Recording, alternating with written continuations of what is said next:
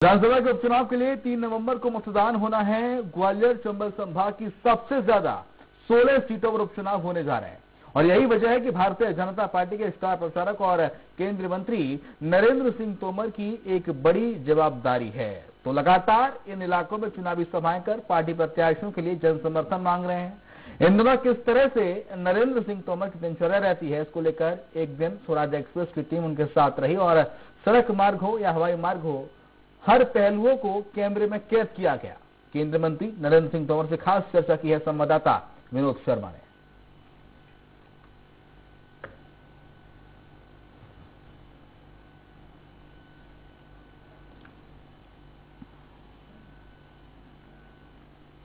तीन तारीख को मध्य प्रदेश में होने जा रहे 28 विधानसभा की सीटों पर हो रहे उपचुनावों को लेकर मतदान होने हैं और आज 31 तारीख है। और जिस तरीके से जो स्टार प्रचारक हैं बीजेपी के, वो लगातार क्षेत्रों में जाकर खास करके ग्वालियर चंबल संभाग में आप देख सकते हैं कि जा रहे हैं, चुनावी सभा कर रहे हैं। हेलीकॉप्टर यहां पर मौजूद है। केंद्रीय मंत्री नरेंद्र सिंह तोमर जो है वो लगातार सभाओं को संबोधित कर रहे हैं, जी तोड़ मेहनत कर रहे हैं यहाँ पर क्षेत्र में कि ज्यादा से ज्यादा बीजेपी प्रत्याशी हैं उनके समर्थन में जो मतदाता हैं उनको रिझाया जा सके और सभी सीटों पर बीजेपी की जीत सुनिश्चित की जा सके। इसको लेकर लगातार वो सभाएं कर रहे हैं और ये हेलीकॉप्टर के जरिए वो लगातार जा रहे हैं। हम पूरे दिन उनके साथ रहेंगे, पूरे दिन उनके साथ सभाओं में रहेंगे। तो आइए मेरे साथ, हम आपको लेके चलते हैं मुरैना जिले के तमाम उन क्षेत्रों में जहां पर आज नरेंद्र सिंह तोमर सभाओं को संबोधित करेंगे।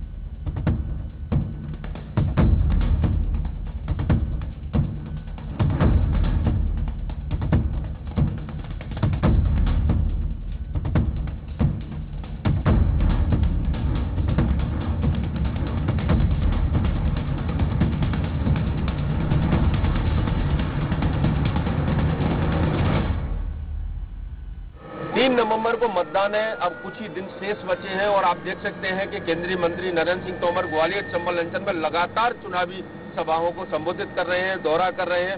बहुत कुछ जवाबदारी इनके पास है और चूंकि ये क्षेत्र के काफी चहेते भी हैं, लोग मानते भी हैं नरेंद्र सिंह तोमर को ग्वालियर चंबल संभाग में, जबकि देश के सबसे टॉप के नेता माने जाते हैं। मोदी जी सबसे नजदीक और खास माने जाते हैं। ग्वालियर में काफी विकास कार्य कराए हैं, मुरैना में काफी विकास कार्य कराए हैं, चाहे अटल एक्सप्रेस वे की बात करें या ग्वालियर या मुरैना की नेपरी पुल या जो सिगरौदा पुल हो उसकी बात करें, जिससे लोग इफेक्ट होते थे। हमारे साथ मौजूद है नरेंद्र सिंह तोमर जी। तोमर साहब, किस तरह से आप इस चुनाव को देखते हैं जो 28 सीटों पर होने जा रहा है उपचुनाव?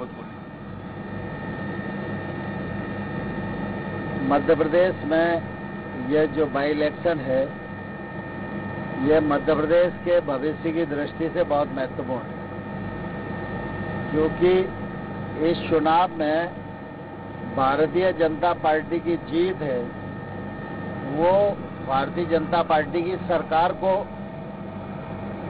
स्थायित्व प्रदान करेगी और इसलिए भारतीय जनता पार्टी के सभी कार्यकर्ता नेता परिश्रम कर रहे हैं और पूरे प्रदेश में अनेक जगह मेरा जाना हुआ है।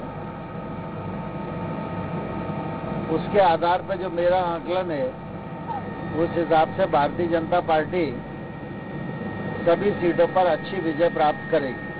देखिए, क्राउड दिखाना चाहता हूं, तोमर जी को देखने के लिए आए हैं, उनका अभिनंदन कर रहे हैं। लोग इनको देखने के लिए आते हैं क्योंकि इस क्षेत्र में लगातार सभाओं को वो जब संबोधित कर रहे हैं, आप देख रहे हैं कि उनको किस तरह से लोग वहां खड़े हुए, बुजुर्ग भी हैं, युवा हैं, खेतों में हैं, बाहर हैं, लोग उनको हाथ हिलाकर के उनको ये विश्वास दिला रहे हैं कि हम आपके साथ हैं और उनके साथ रहेंगे। जिस तरह से जो लगातार जो स्थिति बनी, बिगड़ी और उसके बाद बीजेपी सरकार आई, तमाम तरह के आरोप प्रत्यारोप लगते रहते हैं भाजपा पर के इस तरह से सरकार को, एक चलती हुई सरकार को गिराया और ये सब कुछ किया। तो उन आरोपों को लेकर क्या कहते हैं? देखिए, कांग्रेस तो मिथ्या आरोप लगाती है।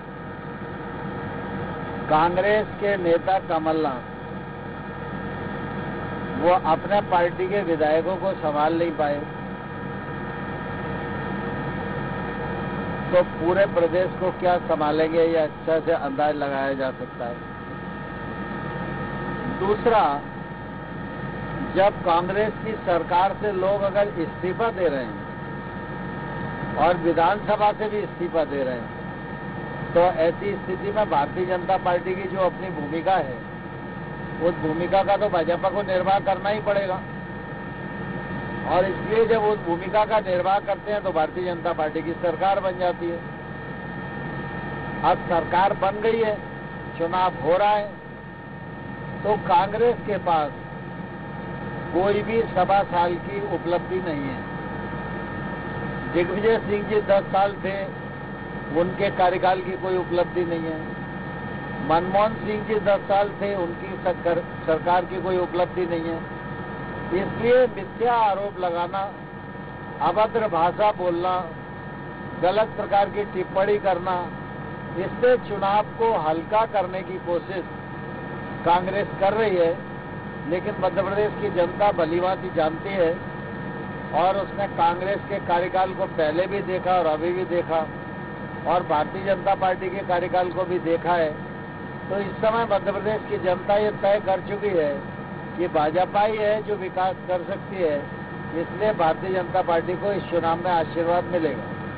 तोमर साहब, आपने बहुत सारे विकास कार्य कराए हैं, ग्वालियर में हो चाहे वो मुरैना में हो, जिसमें आरओबी सबसे महत्वपूर्ण है ग्वालियर के लिए। ग्वालियर की सड़कें देखने लायक हो गई अब ग्रामीण क्षेत्रों में, जो मैंने अभी जिक्र किया था नेपरी पुल और सिगरौदा पुल, इसके अटल एक्सप्रेस वे जो बन रहा है, तो और क्या किस तरह से आपके मन में है जो ग्वालियर चंबल संभाग के विकास की किस तरह से आपके पास खाका है और क्या क्या जरूरत है? देखिए, अधोसंरचना विकास तो काफी हुआ है और आने वाले कल में भी जो आवश्यकता है उसके हिसाब से विकास होता रहेगा।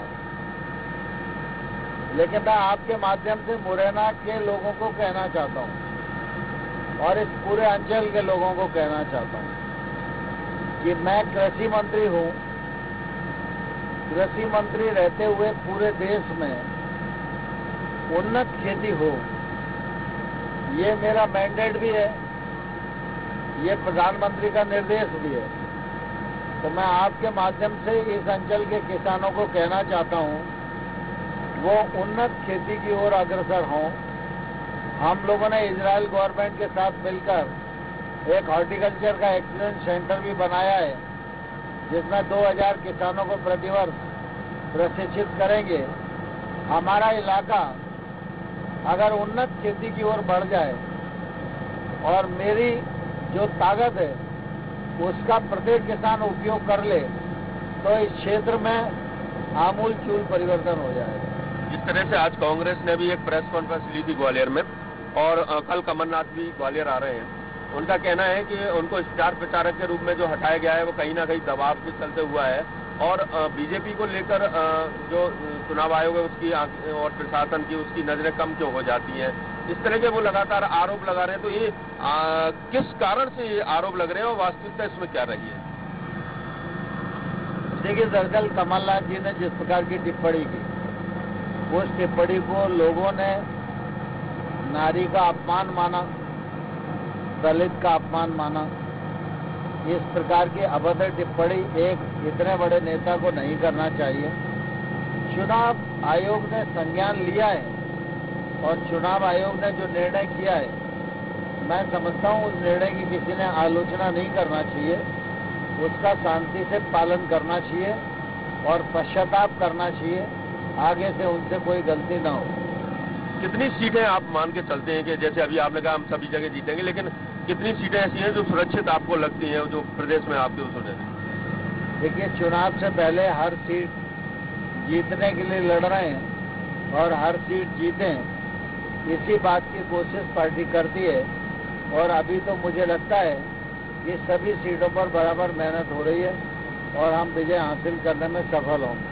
क्योंकि जो कांग्रेस छोड़कर बीजेपी में आए हैं, अब बीजेपी के वो सदस्य हैं, बीजेपी के प्रत्याशी हैं, तो जैसा जो एक सामने आता रहा है कि जो पहले लोगों ने उनको अपनाया नहीं, लेकिन क्योंकि अब लोगों ने अपना लिया है, तो कहीं ऐसा तो नहीं हो कि उनको लेकर कहीं कोई बीच में परेशानी हो जिसको आपने देखा हो या फिर अनुभव किया हो? नहीं, अब ऐसा कुछ नहीं है। स्वाभाविक रूप से जब पहले आए थे तो सब लोग आमने सामने चुनाव लड़ते थे, तो मत भिन्नता होना स्वाभाविक ही थी। लेकिन अभी आप देख रहे हैं ये कमलेश जी आए हैं, ये भाजपा में पहले रहे विधायक और अभी जितने लोग थे तो भाजपा के लोग ही इनका कार्यक्रम कर रहे थे। तो अब कोई ऐसी मतभिन्नता नहीं है, सब मिलकर कमल के लिए काम कर रहे हैं और हम सबका कमिटमेंट पार्टी के प्रति है, किसी व्यक्ति के प्रति नहीं। बिल्कुल, ये थे हमारे साथ नरेंद्र सिंह तोमर, केंद्रीय मंत्री हैं, ग्वालियर चंबल संभाग में स्टार प्रचारक के रूप में काम कर रहे हैं। लोग इनको देखने के लिए आते जाते हैं। अभी भी हम एक सभा में उतर रहे हैं, देख सकते हैं आप कि यहाँ लोग मौजूद हैं और ये यहाँ सभा को संबोधित करने के बाद फिर दूसरी जगह निकल जाएंगे। तो काफी पसीना बहाया जा रहा है, काफी लोगों के पास पहुंच रहे हैं ताकि जो उनके 28 के 28 प्रत्याशी खड़े हुए उपचुनाव में उनको जीत मिल पाए और आने वाले 3 नवंबर को जो मतदाता हैं वो बीजेपी के पक्ष में पहुंचे। इस तरह के पूरे प्रयास किए जा रहे हैं। कैमरामैन विजय के साथ ग्वालियर से स्वराज के लिए विनोद शर्मा।